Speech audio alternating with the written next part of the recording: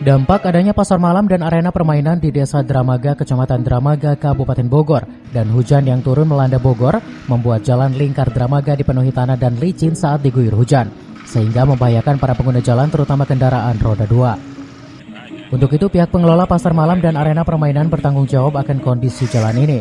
Pasalnya membludaknya pengunjung setiap malam, pihak pengelola beriktikad untuk membersihkan jalan yang dipenuhi tanah dibersihkan setiap harinya.